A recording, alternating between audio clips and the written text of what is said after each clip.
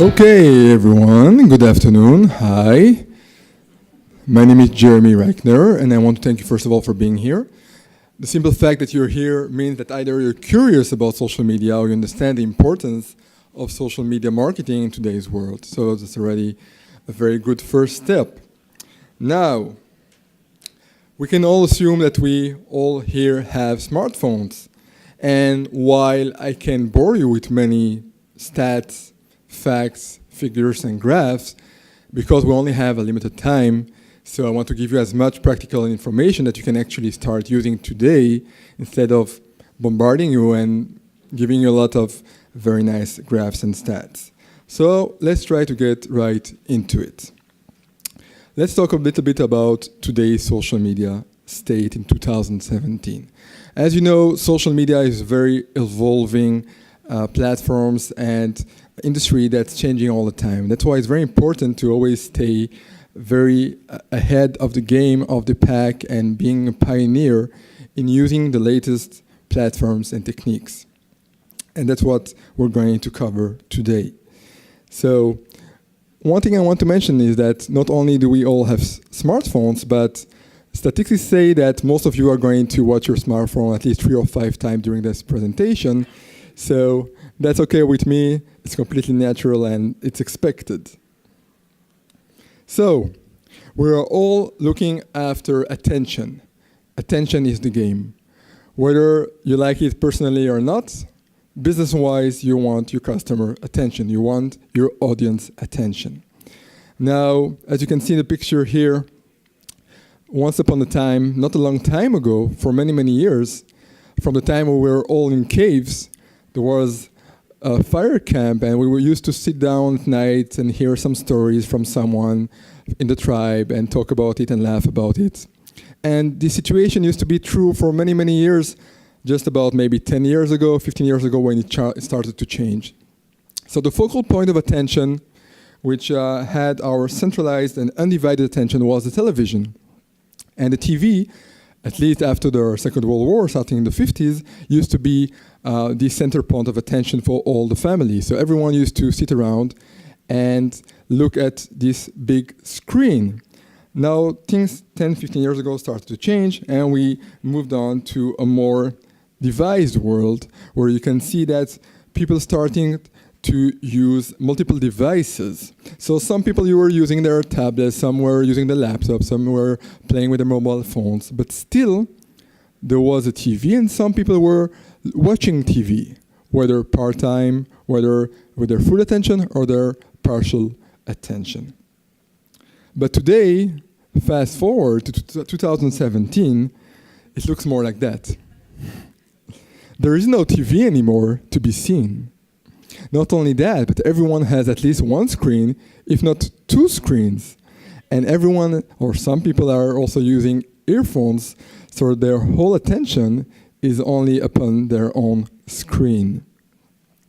Not only that, but everyone's attention is on himself, on his own social media, on his own phone or platform. And there's less communication between us human beings, at least physically, where there is this physical closeness approach between us in the same place at the same time. So while we might be at the same place at the same time, still, actually I can see some of you are watching their screen right now, you might have more focus on your own screen just in front of you instead of on the screen right here or on your neighbors sitting next to you. Now that we have agreed that we all want people's attention, comes another question. And the question is, most of us, and most of us here as well, I have a question for you. Let's do it like that. So I can assume that most of us here are checking their social media accounts, whether it's Facebook, Instagram, or YouTube, or maybe all of them, at least a few times per day. Now I have a question. How many of you, please raise your hand, how many of you are posting at least once a day on social media? Pretty good. I would say about 50% of the audience here is posting at least once per day using social media. So that's already good. That means that you're actually part of the pioneers, because most and the majority is not doing that. Majority being not only the general public, but even more so marketers, and even more so digital marketers. So still, especially in the affiliate marketing world, where we're actually part of today, this affiliate summit, most of us are still putting their full attention into other methods which are not social media, which are traditional media buying or display advertising, email marketing, and all the other old classic methods. So I want you to think today about a mind shift, shifting your mind from consumers to producers, from consuming content to producing content.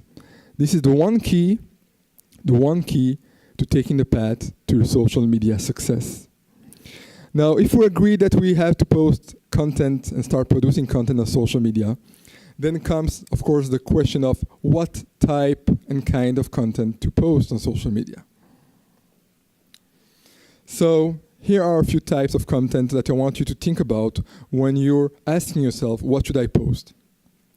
I call it the triple E or the golden rule of 33%. So it's not, it's not mathematic, but still, as a general rule, you should try to have 3 parts of content that you're posting on social media. And it doesn't matter whether you're trying to sell a product or service, or maybe just your own personal branding, or just storytelling to your friends and neighbors. Your content should be educating, entertaining, and emotional. And the triple E's. And by that I mean like that. So for example, for educating, it can be basically teaching something, sharing some knowledge with other people on social media. Whether it's how-tos, how to cook something, how to build something, how to make money using something. You can teach something. You can share some news about your industry. You can share some interesting knowledge that you have come across, or some interesting experience that you have come across that might be also interesting to other people who are following similar industries as yours. You can share sometimes practical information and tips that might help others to be more successful.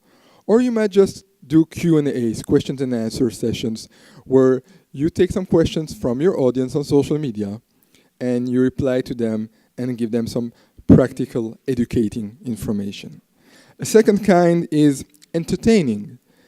If you want people not to be bored and to continue to follow your stuff, or just to pay attention to your social media postings, then it should also be entertaining.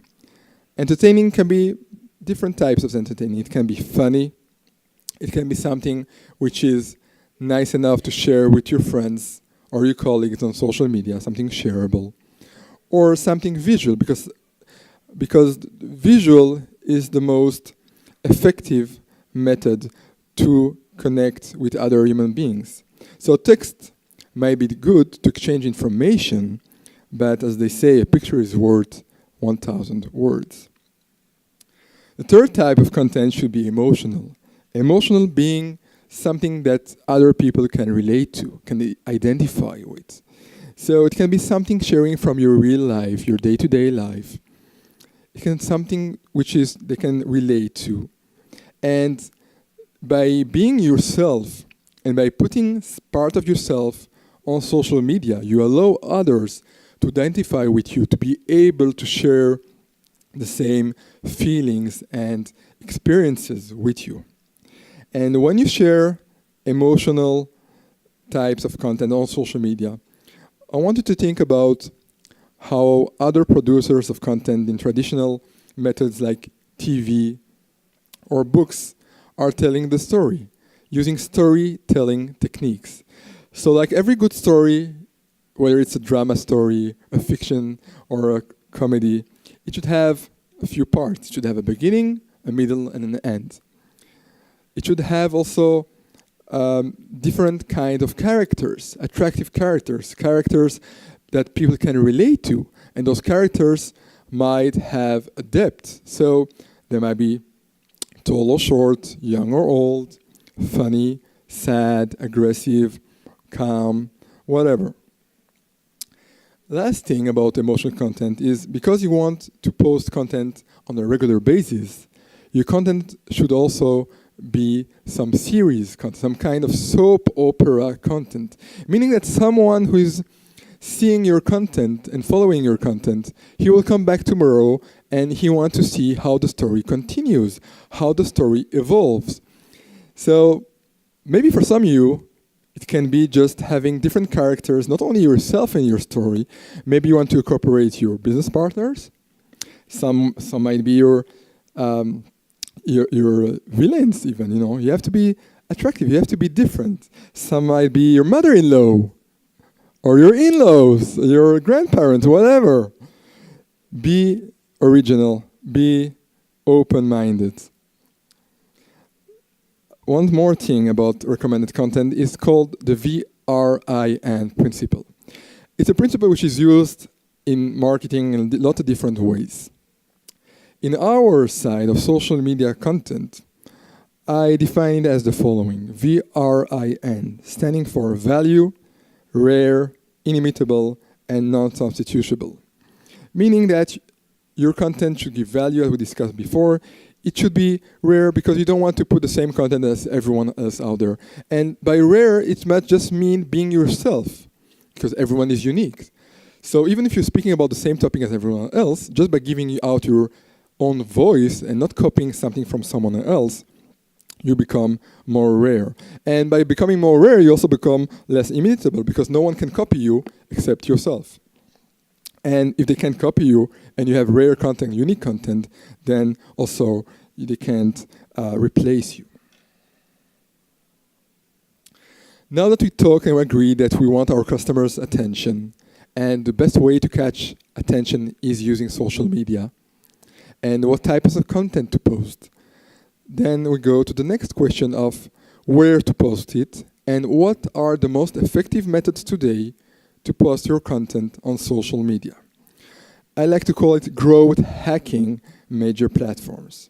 It's not enough to use the popular platforms, but if you know how to use them, how to use the latest features being rolled out all the time by the platforms, you will get a tremendous advantage on your competition, and you will get a lot of organic traffic. Organic meaning free traffic. So guess what? It won't cost you anything. So let's dive right into it and start with Facebook. Facebook, why Facebook? Because it's the #1 platform regarding the number of users. It just exceeded 2 billion of users worldwide. 2 billion users. Everyone today is on Facebook. Whether it's your 12-year-old kid or your 70 years old grandparents, they are all spending time on Facebook. So Facebook is the #1 platform to reach out to any kind of audience that you might wish for. So what should we do on Facebook? Here are the 3 major growth hacks on Facebook. #1, by far and by large, in 2017, is video. I will say before that an image is worth 1,000 words, then a video is worth 1 million words. The impact of video is so strong that it's far, far ahead of anything else. And it's so strong because of different reasons. One reason being that Facebook, its own algorithm, is giving priority on distribution of video content. Meaning that if you put out a video, you have a much better chance of your audience, of your followers, to actually see it in their feed. You might have noticed it yourself. If you check your feed, you'll see more and more videos appearing. Videos giving priority on other types of content like images, posts, and links or text posts. A second, even more advanced method of distribution on Facebook is Facebook Live. Now, I'm sure we all heard about Facebook Live, but how many of you are actually using Facebook Live? If you haven't done so yet, definitely it's a good time to start doing it. Why? Because once again, Facebook Live is given priority by Facebook itself. So you'll get more audience, more organic reach for free. And not only that, but Facebook will also notify all of your followers for free. So they'll get a mobile alert on their phone when you start live streaming. Now, if for some reason you don't feel very comfortable about posting video, guess what? Facebook just recently, like 2 months ago, also launched the ability to broadcast live audio. So you don't have to be seen. You can be in your pajamas in your bedroom and make a Facebook live audio stream. Now those streams, of course, you can record them, you can keep them, you can save them, and you can continue to use them later on. A third growth hack on Facebook for the most advanced users are messenger bots. Messenger bots giving you the ability to communicate and engage with your audience, whether organic or paid, and having an automated conversation which might start being automated, but you can then also engage manually. And this will allow you not only to send messages out and to reply to questions that your audience might have, but also to give them links to your products, to services that you're selling, send them out video links, videos on Facebook Messenger, file attachments, and a lot of different kind of content. Now, once they replied, for example, you can set up a Facebook bot and have it on an organic post or on our paid advertised post. And once, if you have a Facebook Messenger bot installed, once it is installed and someone would engage with your post, meaning either they would like your page or they would comment to your post, they will automatically be subscribed or opted in into your own Facebook Messenger sequence and bot. Meaning that they become subscribers. Like in the past, you had to go to a landing page out of Facebook and having people give you their email address in order to reach back to them. Now you don't have to do it anymore. They can stay on Facebook and do it directly from Facebook, engaging, subscribing to your content, and then you can message them and engage with them for free forever. After talking with Facebook, let's go to the other arm of the Facebook branch, Instagram. Instagram, of course, being owned by Facebook, and Instagram also being the number 2 platform today about virality, about using organic traffic, about monetizing organic traffic. So what should you do on Instagram to be effective today? Once again, number 1, by far and large, maximize the use of videos. You can use videos in your post on Instagram. So of course, Instagram started as an image app, but once again, it evolves more and more into a video app. So you can post up to 1 minute of content of video every time on every post on Instagram. Take advantage of it. If you don't have a short video, you can give them a teaser about a longer video and then give them a preview and link them and tell them to go to YouTube to watch the rest, or on Facebook or on your website. Number 2 growth hacking technique on Instagram is not only posting content, but posting enough content. If you want to be discovered, if you want to take full advantage of organic traffic, free traffic, you need to post at least 3 to 5 times per day. Now, it might seem like a lot and difficult to do. And that comes to another point. A lot of us might be thinking too much about creating content. And creating content might be difficult for some of us, because being creative is not something that you can just invent in a second. It's something for some of us takes more time, for some of us it's less natural. And the best way to remedy it and to bypass your creativity is just by documenting. By documenting your journey, by just putting out some part of your day, documenting your own day-to-day, whether it's at work or at home, or a mix of this and that. And then it becomes much more easier to put 3 to 5 times a day content on Instagram. It could be on Instagram stories, and it could be on Instagram images. It could be images or it could be videos. So you can have a mix and match of both of them. Using Instagram stories on the top of the Instagram app, once again, a growth hacking technique, because Instagram is giving more reach, more organic reach to it. Meaning that not only will your story be featured, but your story will be featured, at least if you post enough content, it will be posted first and appear first on your audience Instagram app. So Instagram stories is very interesting because there are a lot of extra options that you can use with them. And that comes to the next item on the list is, for example, when you post a story on Instagram or a picture, but it's even stronger on the stories, is to use geolocation tagging on them. So when you post a video or picture on your Instagram story, you can click on the top of your screen. You'll have an option to geotag the location where you are. Now listen carefully. There is some top secret growth hack here. While I'm actually now in New York, I can actually tag any place in the world. So I could decide, instead of geotagging New York, where my GPS and I'm physically at, I could actually tag myself in London. And then what would happen is that everyone in London, while opening their Instagram app and going to the Explore tab, they're going to see London Story, being a curated series of other people's stories as a series of continuous posting, and you will be featured over there while you're in New York, and once again, for free. So by using that, you can get, for every post, you can get sometimes hundreds of viewers for free per story, just by using geolocation on them. Following that, hashtags. Now, hashtags have been around on Instagram for a long time, and hashtags are very effective.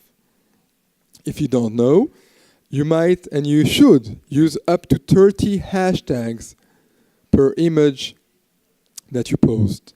Now, on a story, you can only put one hashtag, but on an image, you can put up to 30 hashtags. Now, it's not enough to put hashtags. You have to use the right hashtags. So you have to invest some time into researching what are the right hashtags for your industry. And you want to make sure that you use hashtags which are not too saturated. So if everyone is posting the same hashtags, it will be more difficult for you to be found on the top stories in that hashtag.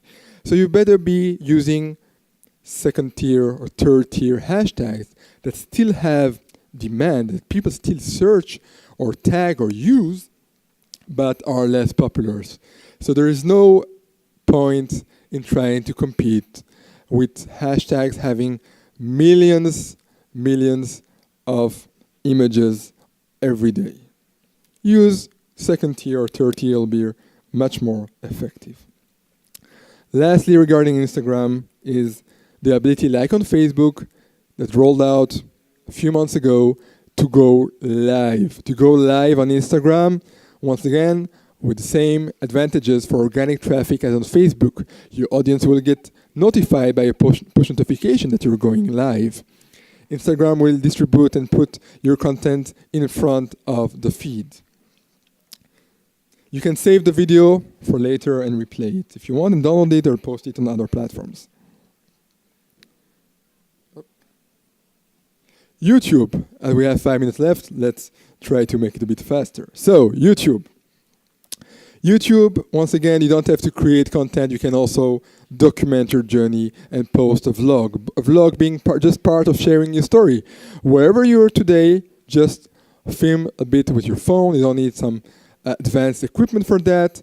Any modern smartphone is more than enough to put HD video and posting it as a vlog. Meaning, once again, you need to post as a journal, so you need to post it like more than once a month. No. Ideally once a day, and if not, then 2 or 3 times per week or once a week minimum. YouTube SEO, as Google is Google owns YouTube, so Google also uses SEO techniques, search engine optimization, for YouTube. So you have to know which keywords to use. In the description of your videos, you can also tag them with, once again, keywords, so use that properly and invest time into that like you would for any blog post using SEO.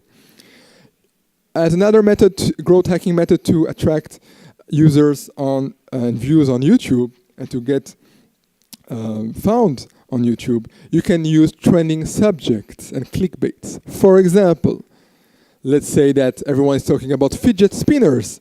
So why not use somewhere in your title or in the description something related to fidget spinners? Because a lot of people are looking for that. You'll have a better chance of actually being discovered while searching for it. Or clickbait, meaning baiting someone into clicking your video because you're giving them an attractive title that makes them curious to know what you're talking about. Like, I don't know, how I made $1 million using fidget spinners. Something that would make a lot of people very curious, and they'll click on it and then go to your video. Another way is to reach out to other influencers on YouTube and offer collaborations. So you can make a video together, and then everyone will post it on his channel, getting you more distribution. And lastly, you can use interviews. You can interview other influencers in your industry and post it on YouTube as a great way to post content. Now, on to the big M word. M word standing for monetization. So now that you have been working hard and putting content out there, you grew your follower bases. And now you've become literally an influencer in your industry, in your space. Now that you become an influencer, the more you become, the bigger you are, people will start reaching out to you. But even if they don't reach out to you yet, you can reach out to them. You can reach out to industry partners or to products or services that are related to your own content and get deals. Deals for posting content, deals for anything else. You can use sponsorships. You can sell your own products or services through your channels. You can sell as an affiliate other products, or you can even sell your accounts. One more thing, as we're getting out of time. We all know the best time to start was yesterday. The second best is today. So I have a question for you. Who wants to start today? So if you do, please raise your hand. Great. Take your smartphone. Stand up. Don't be tired. Stand up. Open your camera or your favorite social media app. That's not complicated. Raise your hand. Do like that. And press the button. Great. Congratulations. Thank you very much for your attention.